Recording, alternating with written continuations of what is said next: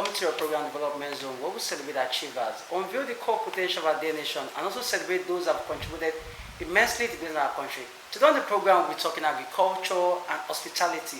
And our guest on the program today is in person of Babangida Shittu, a seasoned agricultural expert and also a specialty expert. He'll be unveiling to us the prospects, the challenges, the economy of our nation has contributed to doing business in Nigeria today.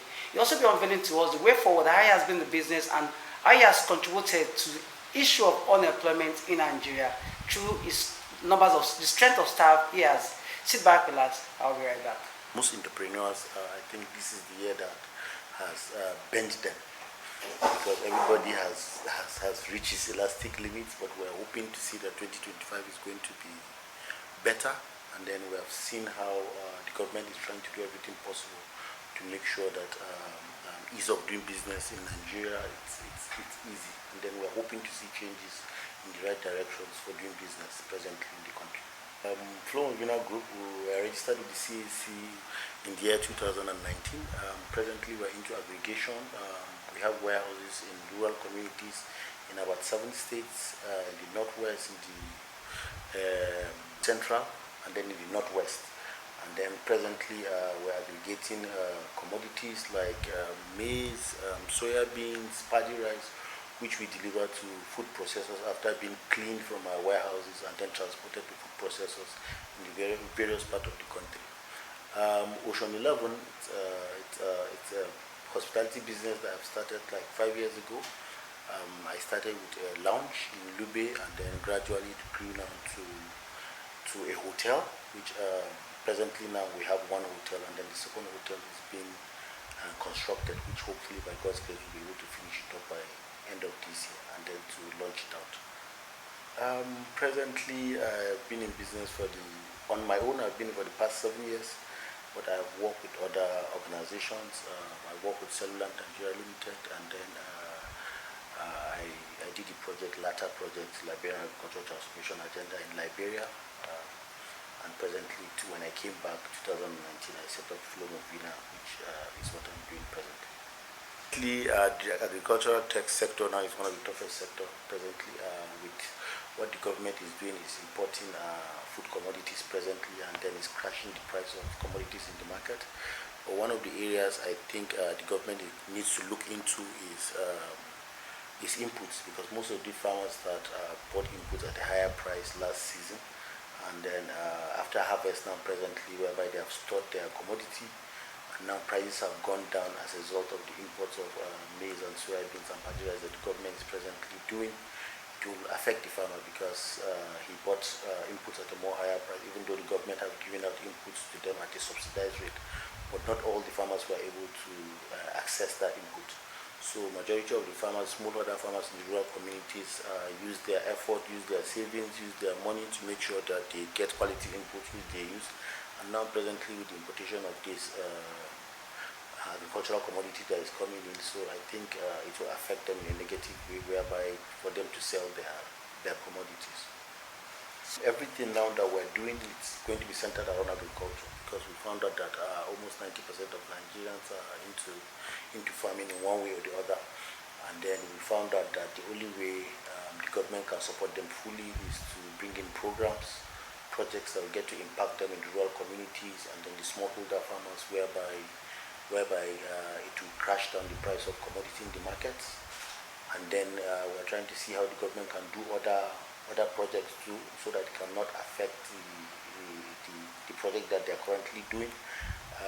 Presently, they're doing the NACS project, whereby they give inputs and fertilizer and seeds to farmers at a more subsidized rate. And then I'm part of some of the teams that presently are working to see that it's going to be sustainable and then a success. And then we have seen that last year they started with the dry season, wet season, and they did the weeds presently, and then they're planning to start the dry season very soon. So I think if the government are able to sustain this tempo and what they're doing, I think we'll be able to see changes in the nearest future in terms of production, in terms of food prices going down, and then to be readily available for everybody. Presently, if you say I started in the Northwest, aggregation in Northwest, most especially Zamfara, Sokoto, because as a result of insecurity in those regions, that's why we had to shift grounds to northeast and then north central, Benue and Adamawa State and other parts of Lafia, Nasarawa State and then Kaduna. If you check, the insecurity in those northwestern states has greatly affected majority of the farmers in that region, whereby farmers are finding it very hard to go to their farms and then to carry out farming activities, whereby you see that's what led to the increase in prices of commodities in the markets, because it's not readily available as it was before, like 5 to 7 years ago, 8 years ago precisely, whereby they are readily available, and then whereby inputs are a little bit cheap. We can see how commodities have gone down. Rice was sold as less than 30,000. Now presently rice is going up from 100 to 90,000.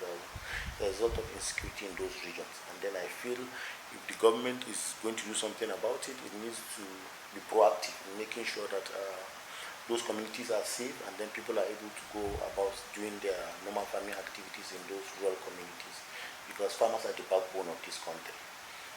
With the increasing number of population, I think security is supposed to be a top priority to make sure that farmers go back to their farms, to make sure there is adequate and enough harvest and produce going around the country. First and foremost, government are supposed to work with financial institutes whereby they will make interest rates more affordable, and then more less to majority of organizations that are supporting farmers or that are into farming production.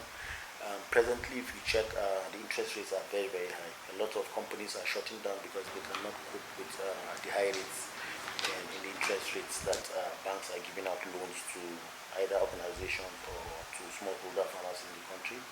So if government are going to work towards that, and then to see how these interest rates can be very low compared to other African countries, I think it will help a lot of organizations, a lot of smallholder farmers to be able to achieve their goal. That's very, very important. I think majority of states and other organizations, examples are like Dangote and other people are presently working on setting up their power plants, and then which I see it's a way forward. Other state governments are presently setting up power plants in their state, because electricity is very, very important to production.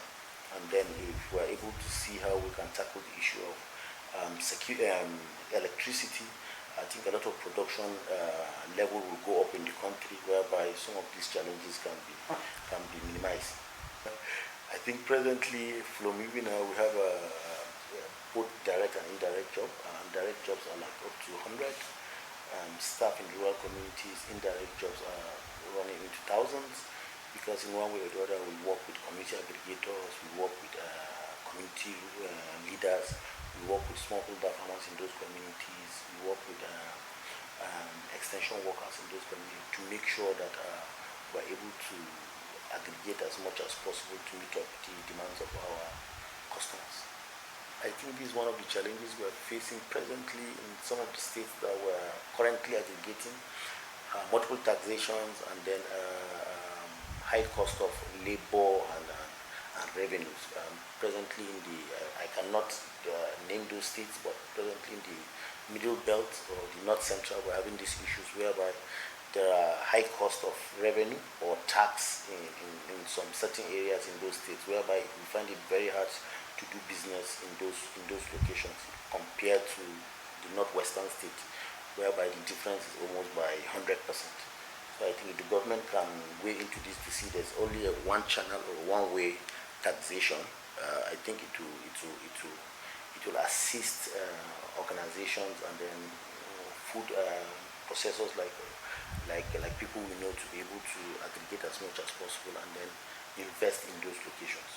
I've always said to people I work with and then people I sit with and people I mingle with, I said you have to start somewhere. You don't have to wait to make sure that till you have enough to start.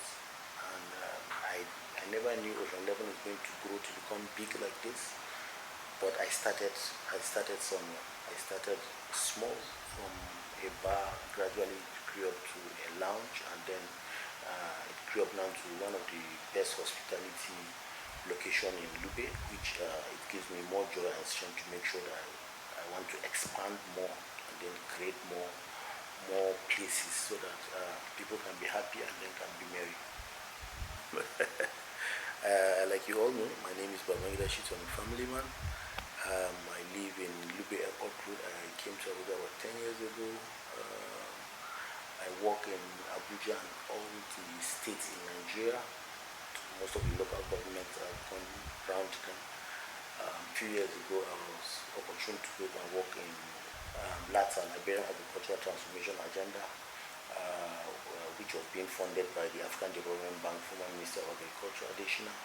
And I was given the opportunity by my former boss, Mr. Balaji Akimbo of Cellulant Nigeria Limited, which we have done wonderfully well in Liberia, that up till now they are seeing ways on how to bring us back to make sure we do more agricultural work and then more agricultural services in that country. And in Abuja here, I'm into hospitality. I own Ocean 11 Lounge, and then I commissioned a hotel, Ocean 11 Views and Grace Hotel, about 2 months ago. And now we're building one of the biggest hotels in Libya, which we're hoping to finish up by the end of the year, and then open it up to customers. And then from there we can take up another bold step to do another one. It's not easy, but when you have an understanding family and you make sure that you try to balance as much as possible, don't allow your work to take away your time, and then make sure that you have balance between the two, your work and then spending time with family. I think this is one of the most important things that led to our growth from where we started to where we are today. I play football very well. I usually train twice a week, Tuesdays and Thursdays in FC International in Lube. And I'm into the football business presently, whereby I have a few players that are outside the country, trying to see how they can sign a very good contract with good football clubs in Europe. And presently I'm thinking of taking up a substantial role of my time into sports, whereby to see the youths being developed, and then avenue for them to look for greener pasture in other countries. I think the government have a lot to do. The projects that they are working on, the programs that they are working on, they should sit down keenly to check them, how it affects the country, either positively or negatively. And then Nigerians out there, we have to trust the process, because I believe it's a process. And then give them benefit of doubt to prove to us that they can do what they are voted to do. And then we as the youths, we need to stand firm, and then we need to make sure that we pass our message to the government strong, so that they can include us in government positions and in roles that they know that we're capable of handling. I have no plans of going into politics, but my strong belief is if I can affect people's life positively in one way or the other, I think that's the most important thing that I want to do, but I don't see myself going into politics.